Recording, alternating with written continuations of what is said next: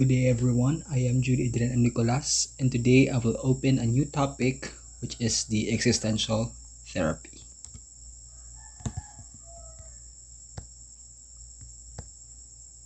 So, for my topics, I will discuss the key concepts of this therapy and the therapeutic process. And at the discussion, I hope you will remember and understand all of the following topics. So, from the word existential, it concerns with the responsibility for creating purpose or meaning in our own lives. In application, existential therapy bases on the therapeutic practice understanding of what it means to be human. But how do we differentiate living with existing?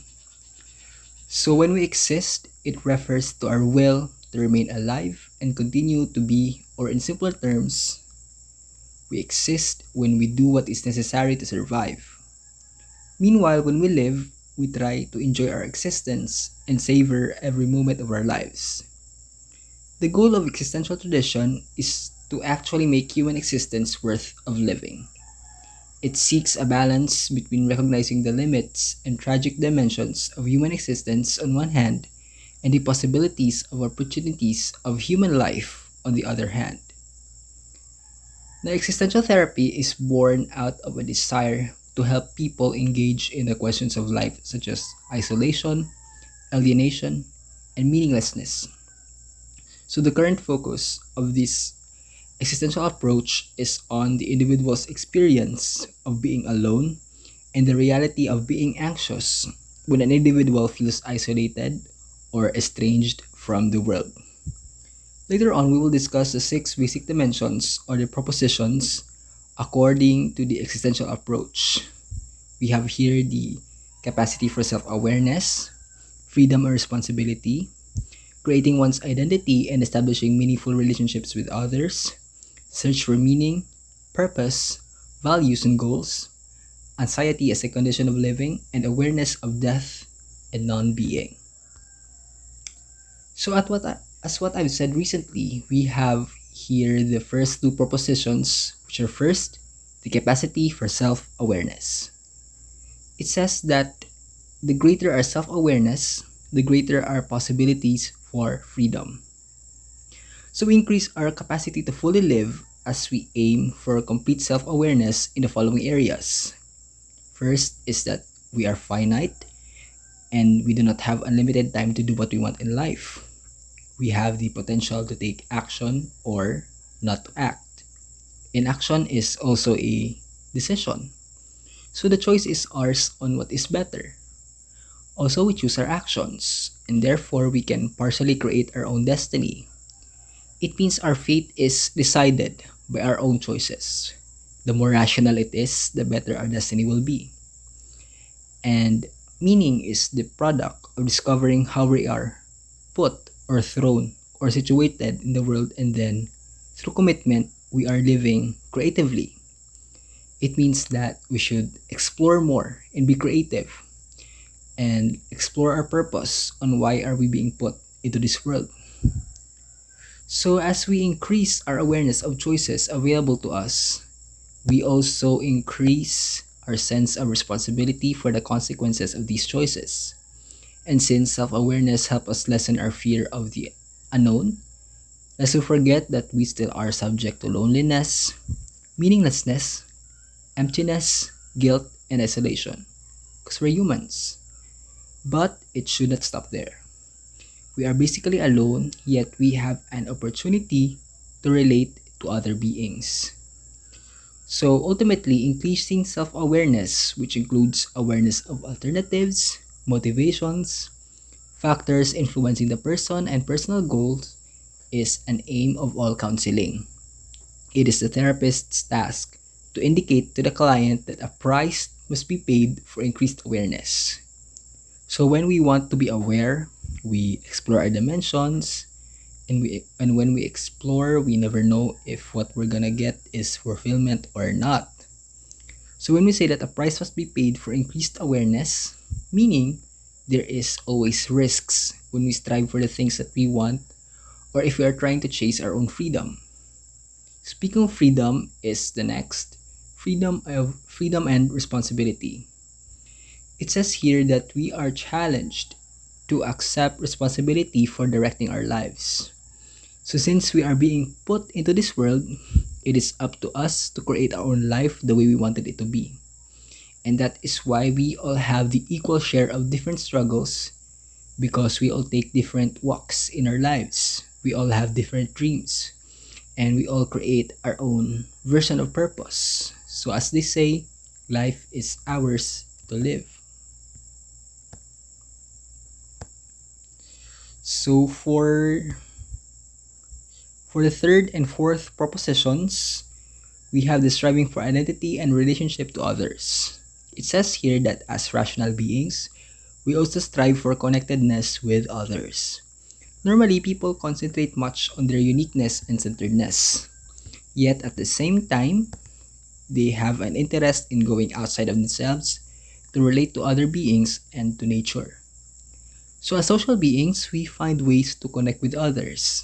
Without human relationships, there will be loneliness, uprootedness, and alienation, which is harmful or detrimental to human life. So as we search for connectedness, we also next search for our meaning. So when we ask ourselves with, why are we here?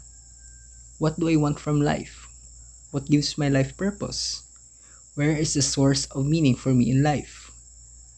Now those questions are the type of questions embedded in an existential crisis.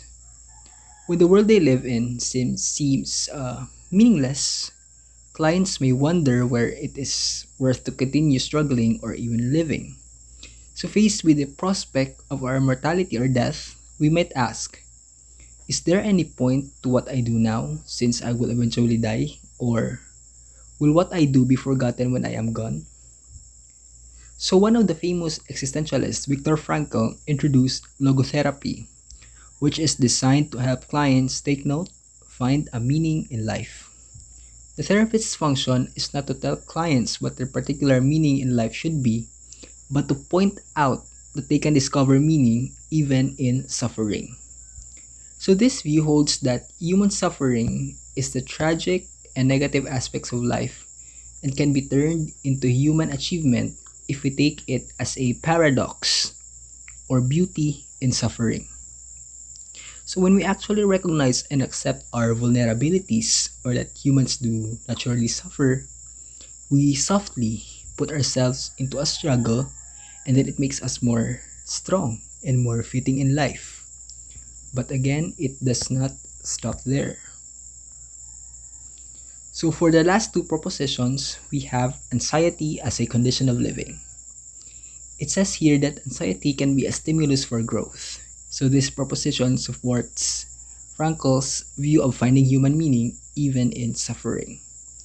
We all know that anxiety arises from an effort to survive, and this feeling is an inevitable aspect of the human condition.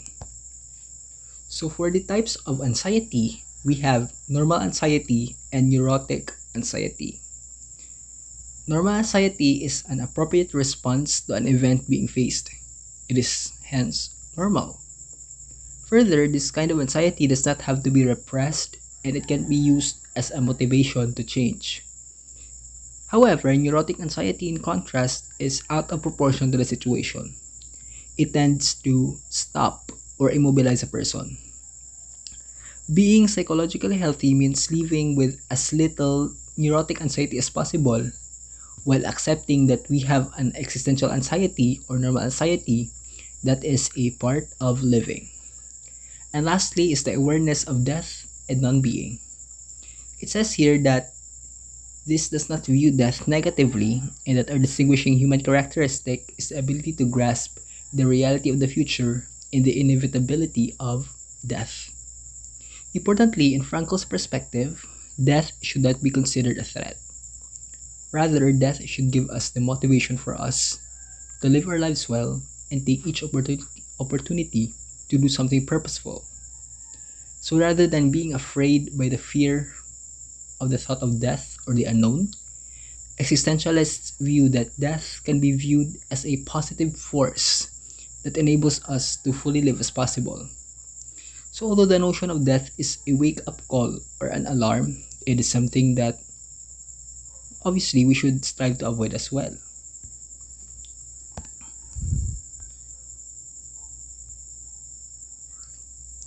So, therapy is a process of bringing out the latent aliveness in the client. It identifies three main tasks of therapy: the function and role of the therapist, the client's experience, and the therapist client relationship. Now, in the three main tasks of therapy, it should assist, support, and help clients.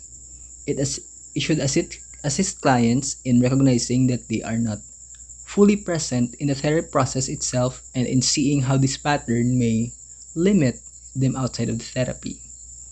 This case is that therapists could no longer intervene outside of therapy. The role of the therapist is to only help the client focus on their personal responsibility for making decisions, and therapists could only integrate some humanistic approaches and techniques.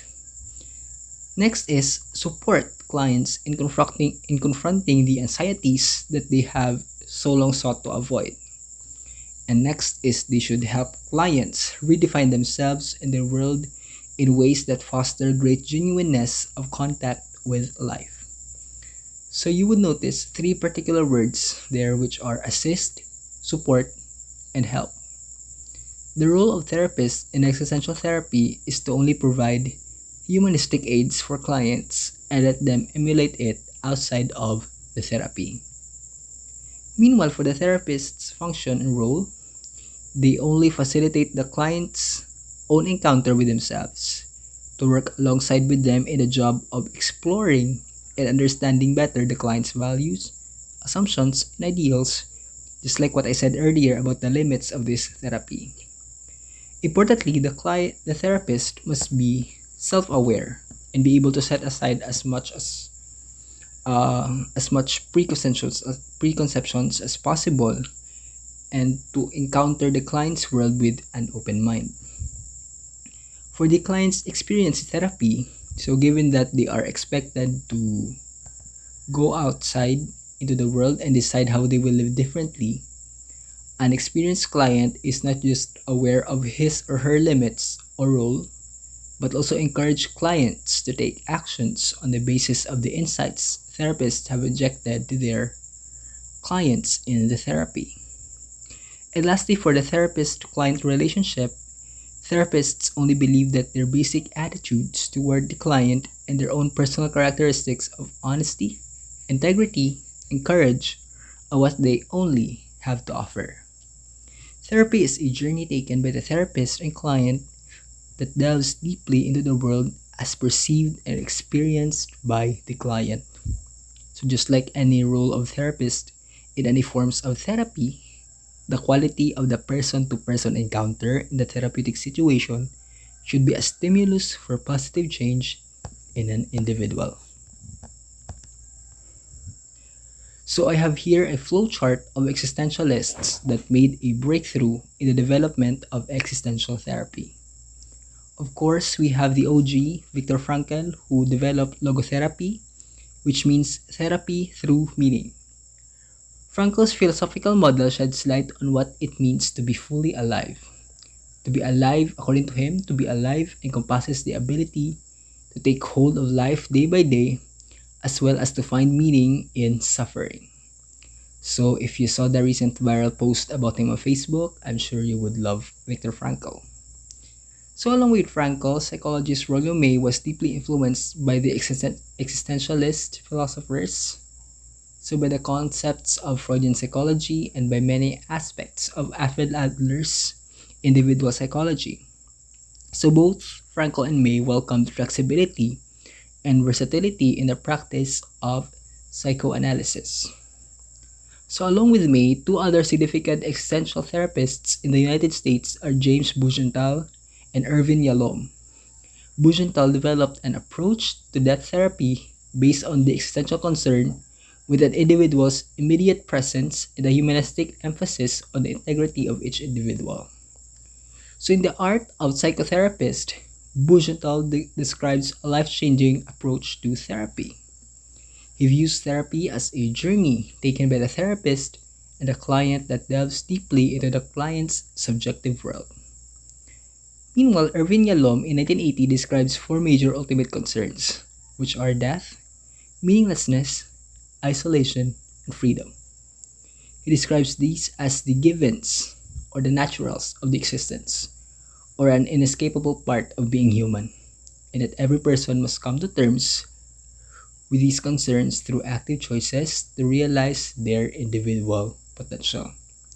So, to continue this report, I have my partners to discuss further about existential therapy. Good day, everyone.